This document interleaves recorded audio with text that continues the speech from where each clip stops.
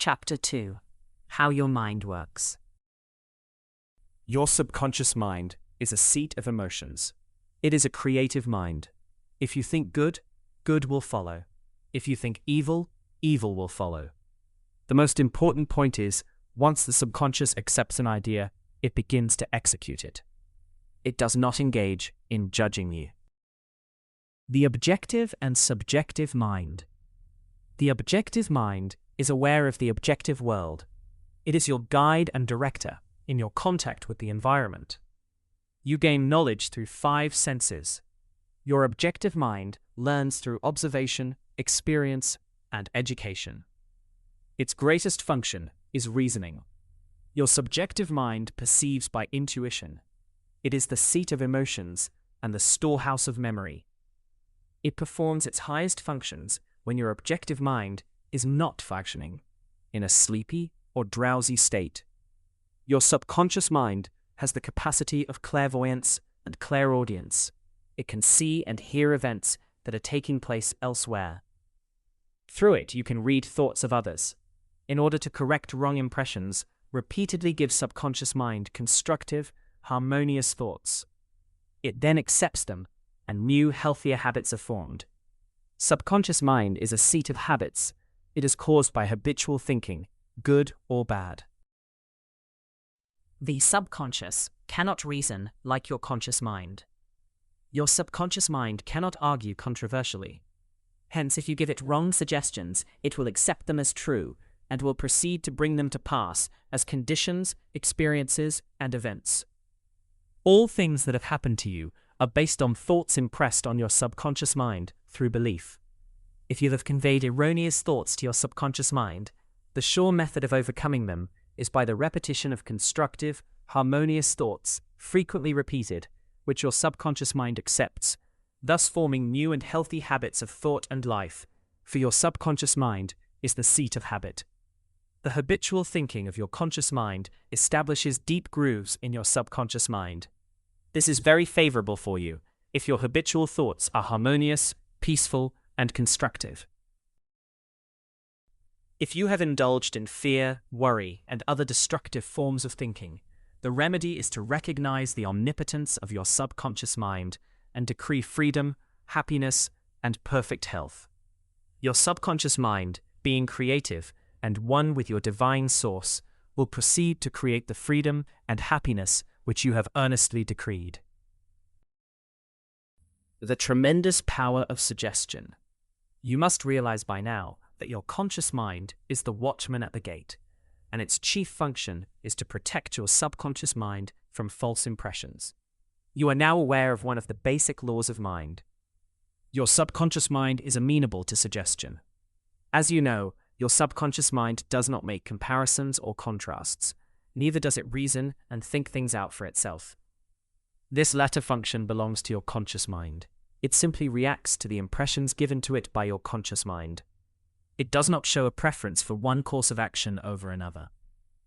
The following is a classic example of the tremendous power of suggestion. Suppose you approach a timid-looking passenger on board ship and say to him something like this: "You look very ill. How pale you are. I feel certain you are going to be seasick. Let me help you to your cabin." The passenger turns pale. Your suggestion of seasickness associates itself with his own fears and forebodings. He accepts your aid down to the berth, and there your negative suggestion, which was accepted by him, is realized. Different reactions to the same suggestion. It is true that different people will react in different ways to the same suggestion because of their subconscious conditioning or belief. For example, if you go to a sailor on the ship and say to him sympathetically, "My dear fellow, you're looking very ill. Aren't you feeling sick? You look to me as if you were going to be seasick." According to his temperament, he either laughs at your joke or expresses mild irritation.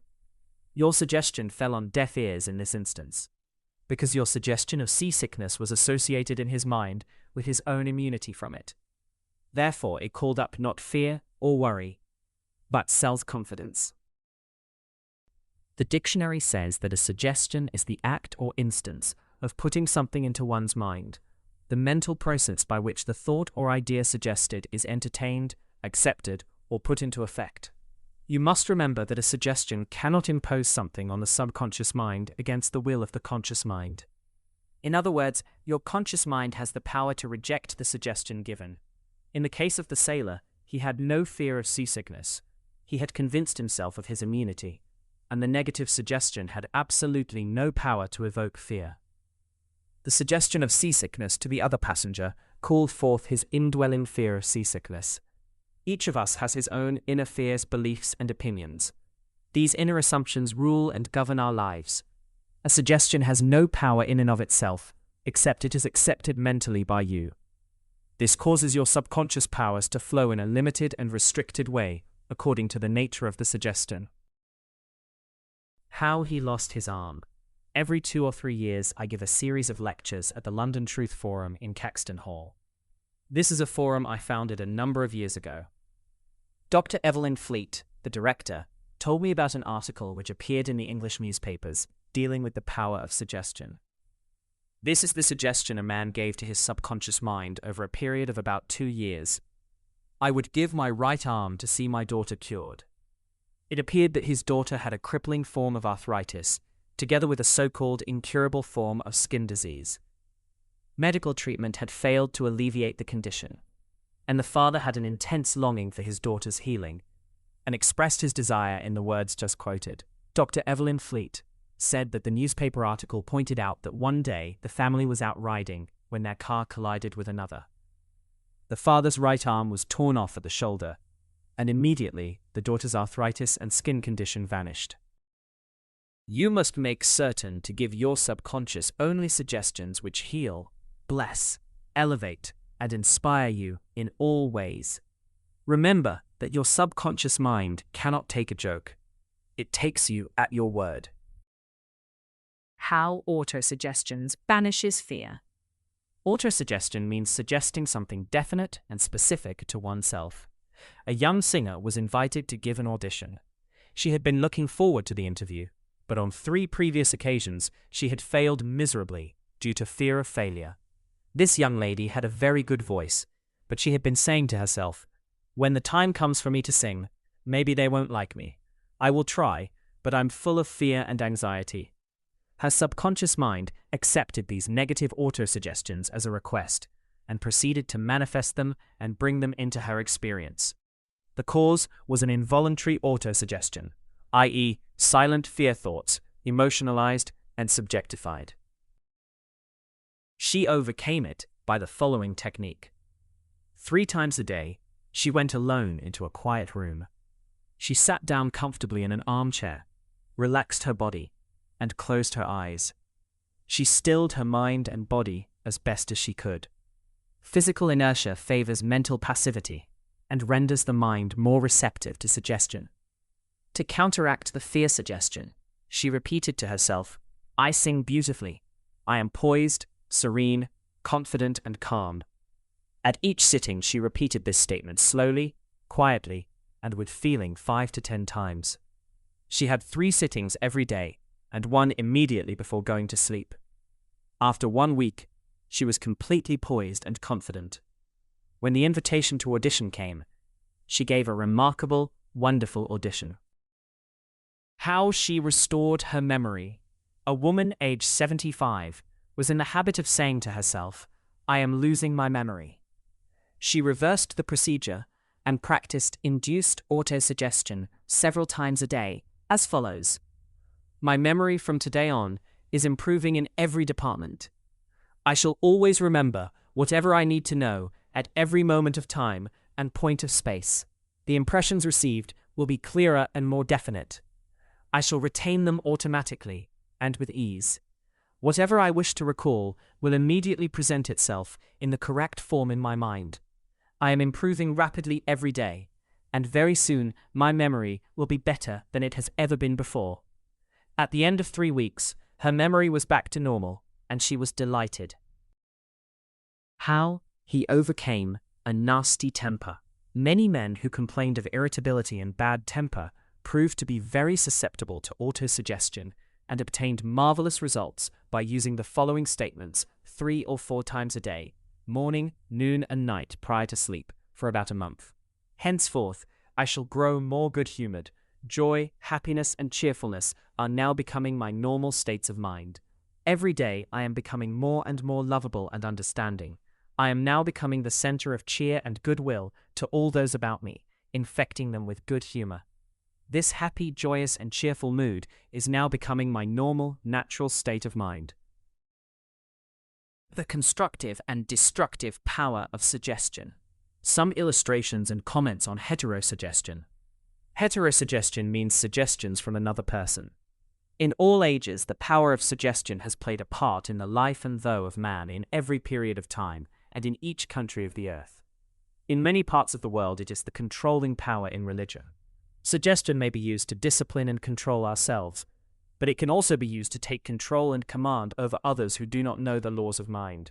In its constructive form, it is wonderful and magnificent. In its negative aspects, it is one of the most destructive of all the response patterns of the mind, resulting in patterns of misery, failure, suffering, sickness, and disaster. Have you accepted any of these? From infancy on, the majority of us have been given many negative suggestions. Not knowing how to thwart them, we unconsciously accepted them. Here are some of the negative suggestions. You can't. You'll never amount to anything. You mustn't. You'll fail. You haven't got a chance. You're all wrong. It's no use. It's not what you know, but who you know. The world is going to the dogs. What's the use? Nobody cares. It's no use trying so hard. You're too old now. Things are getting worse and worse. Life is an endless grind. Love is for the birds. You just can't win. Pretty soon you'll be bankrupt. Watch out, you'll get the virus. You can't trust a soul, etc. Unless, as an adult, you use constructive autosuggestion, which is reconditioning therapy, the impressions made on you in the past can cause behavior patterns that cause failure in your personal and social life. Autosuggestion is a means releasing you from the mass of negative verbal conditioning that might otherwise distort your life pattern, making the development of good habits difficult. You can counteract negative suggestions. Pick up the paper any day, and you can read dozens of items that could sow the seeds of futility, fear, worry, and impending doom. If accepted by you, these thoughts of fear could cause you to lose the will for life. Knowing that you can reject all these negative suggestions by giving your subconscious mind constructive autosuggestions, you counteract all these destructive ideas. Check regularly on the negative autosuggestions that people make to you. You do not have to be influenced by destructive heterosuggestion. All of us have suffered from it in our childhood and in our teens. If you look back, you can easily recall how parents, friends, relatives, teachers, and associates contributed in a campaign of negative suggestions. Study the things said to you, and you will discover much of it was in the form of propaganda. The purpose of much of what was said was to control you or instill fear into you. This heterosuggestion process goes on in every home, office, factory, and club. You will find that many of these suggestions are for the purpose of making you think, feel, and act as others want you to, and in ways that are to their advantage. How a professor turned his life around. His life was topsy-turvy. He had lost health, wealth, and friends. Everything he touched turned out wrong. I explained to him that he should establish a major premise in his thinking, that the infinite intelligence of his subconscious mind was guiding, directing, and prospering him, spiritually, mentally, and materially. Then, his subconscious mind would automatically direct him wisely in his investments, decisions, and also heal his body and restore his mind to peace and tranquility. This professor formulated an overall picture of the way he wanted his life to be, and this was his major premise. Infinite intelligence leads and guides me in all my ways. Perfect health is mine, and the law of harmony operates in my mind and body. Beauty, love, peace, and abundance are mine. The principles of right action and divine order govern my entire life. I know my major premise is based on the eternal truths of life, and I know, feel, and believe that my subconscious mind responds according to the nature of my conscious mind's thinking. He wrote me as follows: I repeated the above statements slowly, quietly, and lovingly several times a day, knowing that they were sinking deep down into my subconscious mind and that results must follow. I am deeply grateful for the interview you gave me, and I would like to add that all departments of my life are changing for the better. The subconscious does not argue controversially. Your subconscious mind is all-wise and knows the answers to all questions. It does not argue with you or talk back to you. It does not say, "You must not impress me with that."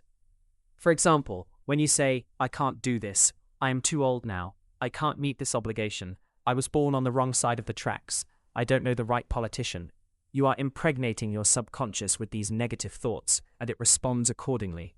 You are actually blocking your own good, thereby bringing lack, limitation, and frustration into your life. When you set up obstacles, impediments, and delays in your conscious mind, you are denying the wisdom and intelligence resident in your subconscious mind.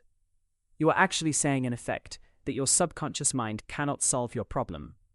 This leads to mental and emotional congestion, followed by sickness and neurotic tendencies.